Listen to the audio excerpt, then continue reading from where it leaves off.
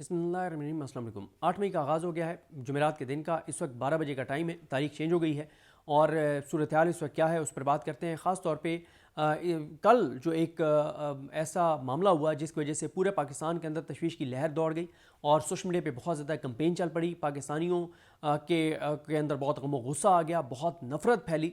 एक ऐसा बयान राना सनौला ने दिया जिसके बाद बहुत ही ज़्यादा पाकिस्तान में हलचल थी। कल दो चीज़ें ऐसी हुई जो बहुत तकलीफ़देह और अफसोसनाक थी, जिनमें से एक जो मिलिट्री कोर्ट्स के ऊपर फैसला दिया justice Aminuddin Khan, justice Mohammad Ali Mazhar, justice Hasan Nazar Rizvi, justice Musarrat Hilali और जस्टिस शाहिद बिलाल हसन ने।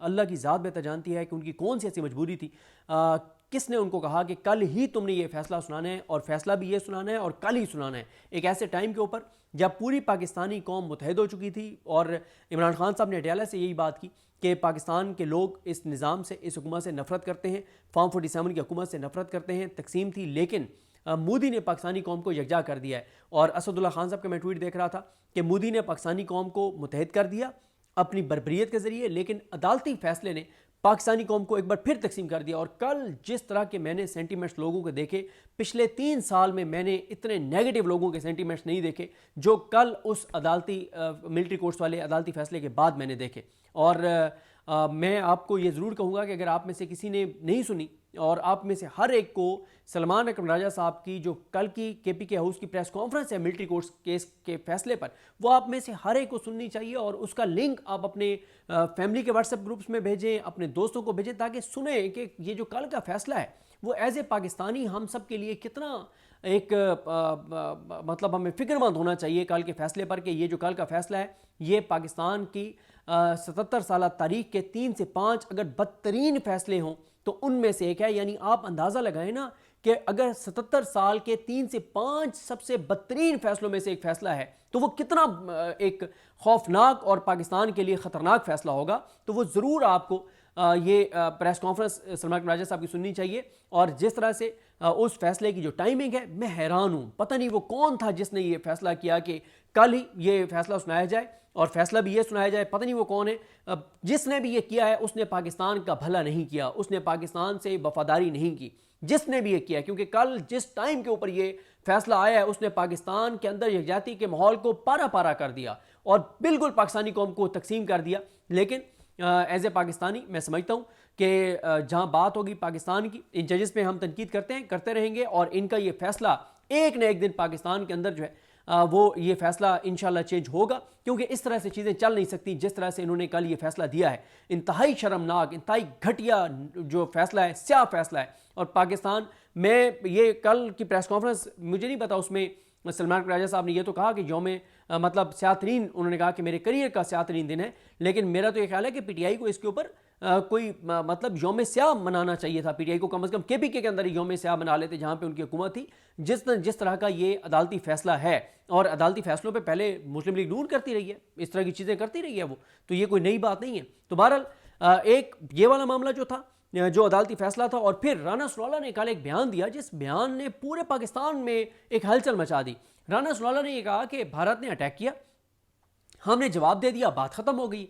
अब अगर भारत कुछ करेगा तो हम रिस्पॉन्ड करेंगे, वरना मामला तो बराबर हो गया। तो इस चीज़ से एक जंगल में जैसे आग फैल जाती है, जंगल में आग की तरह जो है वो पाकिस्तानियों में तशवीश की लहर दौड़ गई। और यहाँ तक एक चीज़ हुई कि मैं आपको एक चीज़ अर्ज़ करूँ कि मैं कल इर्तज़ा अब्बास, जो एक मासूम बच्चा, 7 साल का बच्चा, जो कर्नल ज़हीर अब्बास साहब जो हैं, आई थिंक उनका नाम कर्नल ज़हीर अब्बास है, उनके जो साहबजादे हैं इर्तज़ा अब्बास तूरी, उनके जनाजे में मैं कल गया हुआ था।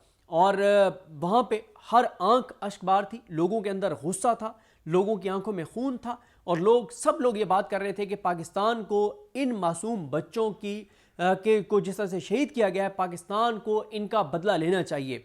अच्छा, अब हुआ ये, वहाँ मैं ये सेंटीमेंट्स देख रहा था, मुर्तज़ा तूरी PTI की लीगल टीम का हिस्सा है, इमरान खान साहब की लीगल टीम का हिस्सा भी हैं, वो भी वहाँ पे मौजूद थे। अली बुखारी साहब आए हुए थे और ज़ाहिर है बहुत लोग आए हुए थे कल उस जनाजे में।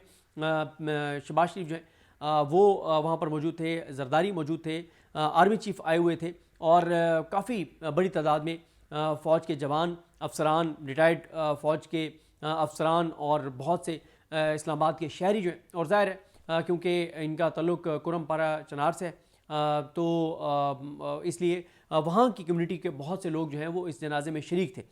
तो वहाँ पे ये बात हो रही थी। लेकिन जब मैं उस जनाजे से वापस आया और मैंने आके और जब मैंने अपने मोबाइल को देखा तो मैं खुद मेरी शॉकिंग था कि पूरा नैरेटिव चेंज हुआ था। और राना सनौला के बयान के बाद और नून लीग वालों के बयानात के बाद कि बस ठीक है, भारत ने अटैक किया और हमने वापस उनके 5 जहाज गिरा दिए तो मामला बराबर हो गया।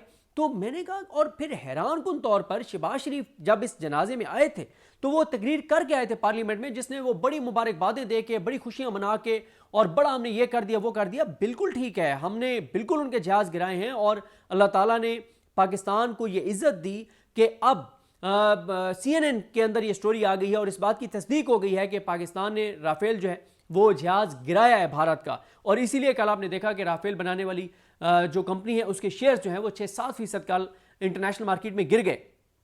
इसमें तो कोई शक नहीं है। लेकिन मैं देख रहा था, अली हमजा साहबा ने सही ट्वीट किया कि जहां पे इतने जनाजे पड़े हों आप मुबारकबादें देते फिर रहे कि मुबारक को हमने ये कर दिया वो कर दिया। बिल्कुल हमने किया है, हम मजीद करेंगे, बिल्कुल ठीक है। लेकिन जिस तरह से शहबाज शरीफ ने उसको वो किया वो कोई मौका नहीं था। और उस तकरीर में जो पार्लियामेंट वाली तकरीर थी उसमें शहबाज शरीफ ने बिल्कुल ये बात नहीं की कि हम भारत पे जवाबी हमला करेंगे, हम भारत को जवाब देंगे, हम भारत से बदला लेंगे। ये बिल्कुल शहबाज शरीफ ने ये बात नहीं की। और फिर राना सनौला ने तो कैटेगोरिकल कह दिया कि बस ठीक है, बात खत्म हो गई। तो जाहिर है एक हलचल मच गई। अब जो वो हलचल मची और पूरा सोशल मीडिया खड़ा हो गया, पाकिस्तान पूरे के अंदर तशवीश की लहर दौड़ गई। पूरे पाकिस्तानियों ने कहा कि ये क्या हो रहा है कि हमारे इतने लोग शहीद हो गए। फिर शहबाज शरीफ साहब को खिताब करना पड़ा और जाहिर है आपको पता ही है कि उनको फिर खिताब का किसने कहा होगा और फिर उनको खिताब करना पड़ा और उनको आगे खिताब में कैटेगोरिकल कहना पड़ा कि पाकिस्तान बदला लेगा। और फिर उन्होंने तो खैर उतने सख्त अल्फाज में नहीं कहा, मैं उसका क्रक्स आपको बता रहा हूँ। लेकिन उनकी तकरीर ख़त्म हुई तो साथ ही DGI-SPR की ब्रीफिंग आ गई और उसमें DGI-SPR अहमद शरीफ साहब ने कैटेगोरिकल कहा कि हम खून के आखिरी कतरे तक लड़ेंगे और हम बेगुनाह पाकिस्तानियों को जो शहीद किया गया उसका बदला लेंगे। उन्होंने बताया कि जो शुहदा की तादाद है वो 31 हो गई है और ज़ख्मियों की तादाद तकरीबन 57 हो गई है। और उन्होंने सारी तफसीलात बताई। उन्होंने दिखाया कि किस तरह से छोटे छोटे बच्चों को शहीद किया गया। उन्होंने दिखाया कि जो कुरान मजीद शहीद किए गए, जो कुरान मजीद मुख्तलिफ जगह पे वो मसाजिद में उनके औराक जो हैं मुकद्दस औराक वो बिखरे हुए थे और जिस तरह से मसाजिद को डैमेज किया गया। तो ये सारी चीज़ें उन्होंने दिखाई और उन्होंने वो दिखाया कि जो हमारा एक हाइडल प्रोजेक्ट पावर प्रोजेक्ट को जो टारगेट किया गया वो उन्होंने दिखाया। वो बहुत सी उन्होंने फिर जहाँ जहाँ पाकिस्तान ने भारत की इंस्टॉलेशंस को, उनकी चौकियों को टारगेट किया है उसकी उन्होंने वीडियोस दिखाई है, सारी चीज़ें। तो ये सारा उन्होंने दिखाया और कैटेगोरिकल कहा कि पाकिस्तान रिस्पॉन्ड करेगा, पाकिस्तान बदला लेगा। कौमी सलामती कमेटी ने जो मैंडेट दिया है कि पाकिस्तान की फ़ौज फैसला करेगी कि कब, कहाँ, कैसे, किस हद तक जो है वो जवाब देना है, ये पाकिस्तान की फ़ौज फैसला करेगी। लेकिन जवाब तो दिया जाएगा। उसके बाद मीटिंग्स भी चल रही हैं, वो आप देख ही रहे हैं, मुलाकातें चल रही हैं। अब पाकिस्तान रिस्पॉन्ड करेगा। अब वो आज रात करता है, कल रात करता है, कल दिन में करता है, परसों करता है, जब भी करेगा पाकिस्तान जवाब देगा। ये कैटेगोरिकल ऐलान हो गया है। फ़ौज पहले भी तैयारी कर रही थी और अब तो एक बड़ा फैसला आ गया है कि फ़ौज को तैयारी को हुक्म दिया गया है कि मुकम्मल तौर पर तैयार रहे। और हमारी एयरफोर्स जिसने पाकिस्तान का सर 2019 में भी फ़ख्र से बुलंद किया और अभी भी पाकिस्तान का सर फ़ख्र से बुलंद किया। राफेल, जब पाकिस्तान ने कहा कि हमने राफेल गिराया है तो पूरी दुनिया में बातें होने लगी कि ऐसे कैसे आपने राफेल गिरा लिया। लेकिन अब जब तस्दीक हो गई है CNN में कि जी बिल्कुल पाकिस्तान ने राफेल गिराया है तो पूरी दुनिया में पाकिस्तानी एयरफोर्स की धाक बैठी है। पाकिस्तान के सर फ़ख्र से बुलंद किया पाकिस्तान की एयरफोर्स ने। पाकिस्तान की एयरफोर्स पहले भी तैयार थी, मजीद तैयारियां जारी हैं और आज रात को भी कोई ना कोई एक्टिविटी हो सकती है क्योंकि मुकम्मल तौर पे बहुत से एरियाज़ में ब्लैकआउट कर दिया गया है, लाइटें बंद करवा दी गई हैं। और उसकी वजह यह है कि ब्लैकआउट इसलिए करवाया जाता है, एक तो यह है कि अगर दुश्मन कोई आबादियों को कहीं पे टारगेट करना चाह रहा है, कोई टारगेट लेना चाह रहा है तो उसको उस तरह से ना क्लैरिटी हो कि कहाँ पे आबादी है कहाँ पे नहीं है। और दूसरा, जब नकल हरकत होती है फ़ौज के दस्तों की, साजो सामान की, तो उसके लिए ज़रूरी होता है कि ब्लैकआउट हो और अंधेरा हो ताकि उनकी जो भी मूवमेंट हो तो वो उस तरह से मॉनिटर ना हो सके। तो इस तरह की वजूहात की वजह से ब्लैकआउट करवाया जाता है और फिर ऐलानात हुए ब्लैकआउट जो है वो बहुत से एरियाज़ में ब्लैकआउट है। और फिर इसी तरह से जब पाकिस्तान को पता है कि पाकिस्तान ने एक चीज़ कह दी है कि हम उनकी मिलिट्री इंस्टॉलेशंस को टारगेट करेंगे, हम उनके सिविलियंस को टारगेट नहीं करेंगे। और पाकिस्तान को पता है कि जब पाकिस्तान उनकी मिलिट्री इंस्टॉलेशंस को अटैक करेगा तो वो रिएक्ट कर सकते हैं, कशीदगी बढ़ सकती है। तो मुमकिन तौर पे वो कहाँ कहाँ अटैक कर सकते हैं, तो उन एरियाज़ को खाली करवाया जा रहा है। जिसमें से मैं एक खबर देख रहा था के कसूर में कोई कचहरी रोड पे अल हुदा मरकज़ है, उसको भी जो है मस्जिद अल हुदा है या अल हुदा मरकज़ है, उसको भी जो है वो खाली करवा लिया गया है। और कुछ ऐसे देहात, कुछ ऐसे एरियाज़ मुख्तलिफ शहरों में जहाँ पे ये खदशा है कि वहाँ पे अटैक हो सकता है, तो उनको भी खाली करवाया जा रहा है। और हेड सलमान की वहाँ पे भी कुछ मूवमेंट देखी गई है और पाकिस्तान एयरफोर्स जो है वो अलर्ट है, फ़िज़ा में है और मुकम्मल तौर पे पाकिस्तान तैयार है। लेकिन बड़ी खबर यही है कि जो DGISPR की प्रेस कॉन्फ्रेंस है वो वाज़ेह तौर पे डिस्टेंस करती है इस्टेब्लिशमेंट को, जो नून लीग की हुकूमत और ख़ास तौर पर राना सनौल्ला का जो मौक़िफ़ है। और फिर देखें ना कि नवाज शरीफ का अब तक कोई बयान नहीं आया, मोदी को उस तरह से मरीम नवाज़ उनका नाम लेके उसकी मजम्मत नहीं करती, हमजा शहबाज का मैंने नहीं देखा कोई मोदी का नाम लेके उन्होंने कोई बयान दिया हो। और ख़ास तौर पर मेन तो नवाज शरीफ है ना कि उन्होंने कोई मोदी के हवाले से, कोई भारत के हवाले से, कोई इस जंगी हालात के हवाले से, कोई शहादतों के हवाले से, बेगुनाहों के को जिस तरह से कत्ल किया गया है, शहीद किया गया है नवाज शरीफ का, मैंने ट्वीट नहीं देखा। मैं देख लूँ, ये ना हो पता चले कि मियाँ साहब ने तो ट्वीट किया हुआ है और मैं गलत साबित हो जाऊँ, मैं एक बार देख लेता हूँ। तो इसलिए जब नून लीग का एक ट्रैक रिकॉर्ड है मोदी के हवाले से, इंडिया के हवाले से, तो फिर ज़्यादा नून लीग के ऊपर जो है वो सवालात उठते हैं कि क्यों जो है वो ये इस तरह के बयानात जो हैं वो दे रहे हैं। तो बहरहाल जी कोई ट्वीट नहीं है। अब आप अंदाज़ा लगाए ना कि मियाँ नवाज शरीफ का आखिरी जो ट्वीट है वो क्या है। एक तो उन्होंने पिन ट्वीट किया हुआ है ना, वोट को इज्जत दो। इनको मतलब कोई खुदा खौफ ही इनके अंदर नहीं है कि कोई थोड़ा सा तो बंदा अपनी वो देख लेते, जो ख्वाजा आसिफ ने कहा था, ख़त्म कर देंगे इस पिन ट्वीट को। ये मामला आप पूरे पाकिस्तान को पता है कि आपने क्या किया इस नारे को लगा के, और अब आपने प्रैक्टिकली किया क्या है। अब नवाज शरीफ का आखिरी ट्वीट देखें क्या है। कहते हैं जी, मरकज़ी जमीयत अहले हदीस पाकिस्तान के अमीर प्रोफेसर साजिद मीर साहब की नागहानी वफ़ात पर दिली रंज हुआ। उनकी दीनी, इल्मी और पार्लिमानी खिदमात नाकाबिले फरामोश हैं। मैं दुख की इस घड़ी में उनके ख़ानदान के ग़म में बराबर का शरीक हूँ। अल्लाह ताला उन्हें अपने जवार रहमत में जगह दे और लायकीन को सब्र और हिम्मत से यह सदमा बर्दाश्त करने की तौफीक अता फरमाए। अब प्रोफेसर साजिद मीर साहब, अल्लाह ताला उनके दर्जात बुलंद करे, उनकी वफ़ात हुई, उनके लिए तो मीर साहब ट्वीट कर रहे हैं। लेकिन 31 पाकिस्तानी जो बेदर्दी से शहीद कर दिए गए हमला करके, एक दुश्मन मुल्क ने पाकिस्तान का बॉर्डर क्रॉस करके, और मतलब क्रॉस से मुराद यह है कि उन्होंने मिसाइल उनके क्रॉस हुए और पाकिस्तानी शहीद हुए। कोई मियाँ साहब को उसके ऊपर दुख नहीं है, कोई उन्होंने ट्वीट नहीं किया। साजिद मीर साहब का भी उन्होंने ट्वीट इसलिए किया कि वो मुस्लिम लीग नून का हिस्सा थे, मुस्लिम लीग नून के लिए उनकी खिदमत थी, इसलिए मियाँ साहब ने ट्वीट किया। वरना इस दौरान 4-5 उलमा जो हैं वो शहीद हुए, उनके लिए तो नहीं किया मियाँ साहब ने कोई ट्वीट। मुझे नहीं लगता कि ज़रा जल्दी जल्दी देख भी लेता हूँ ताकि कोई चीज़ जो है वो ना हो। बहरहाल हामिदुल हक साहब और हामिदुल हक साहब का हुआ, 2-3 और उलमा के नहीं, उनका नहीं, मियाँ साहब ने प्रोफेसर साजिद मीर साहब के लिए किया, अच्छी बात है। लेकिन बहरहाल असल बात यह है कि मियाँ साहब ने इस मामले पे नहीं किया। लेकिन इस वक्त जो सूरत हाल ये है कि तैयारियाँ जारी हैं और पाकिस्तान हमला करेगा। ये नहीं कहा जा सकता कि आज करेगा, कल करेगा, परसों करेगा, लेकिन पाकिस्तान, क्योंकि उसकी वजह यह है कि इंडिया ने जो इंटरनेशनल बॉर्डर है उसको वायलेट किया है, पाकिस्तान की हदूद में के अंदर जो है वो हमला किया है, कई शहरों में हमले किए हैं, पाकिस्तानियों को शहीद किया है।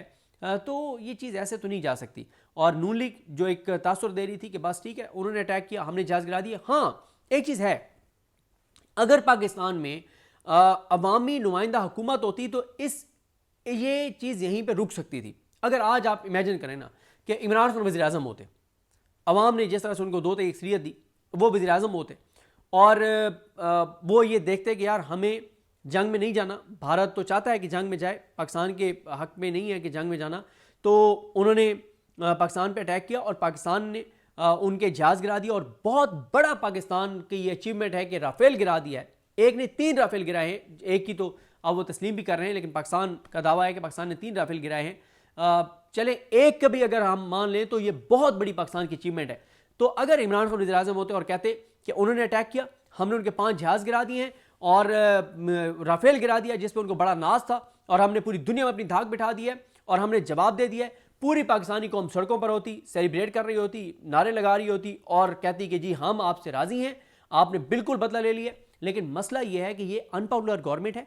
ये अगर ये बात इन्होंने की है और ये तो उसके बाद एक नफरत फैली, गुस्सा आया लोगों में, तो ये अनपॉपुलर जो पाकिस्तान के अंदर हुकूमत है, ये तो अब पूरे खित्ते के लिए एक बड़ा चैलेंज बन गया है। क्योंकि ज़ाहिर है अगर एस्केलेशन बढ़ती है पाकिस्तान और भारत की, तो ये पूरे खित्ते के लिए एक ख़तरनाक सूरत हाल हो सकती है।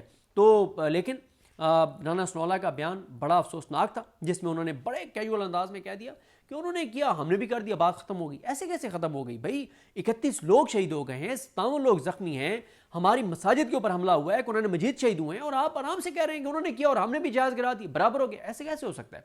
तो अब फौज को हुक्म मिल गया है, तैयारियां जारी हैं। यह अब फैसला पाकिस्तान की फौज ने करना है कि किस वक्त, कहाँ पे, कैसे, किस हद तक भारत को जो है वो सबक सिखाना है। तो किसी वक्त भी कोई इस तरह की बड़ी खबर आ जाएगी। कुछ कशीदगी की भी इतलात हैं 2-3 मकामात पे कि वहाँ पे कुछ लड़ाई जारी है, उस पर ज़रा मैं चेक करके और जो भी डिटेल्स होंगी आपके साथ शेयर करूँगा। मुझे अपनी दुआ में याद रखें। अल्लाह करीम हम सबका हामी नासर। अल्लाह हाफ़िज़।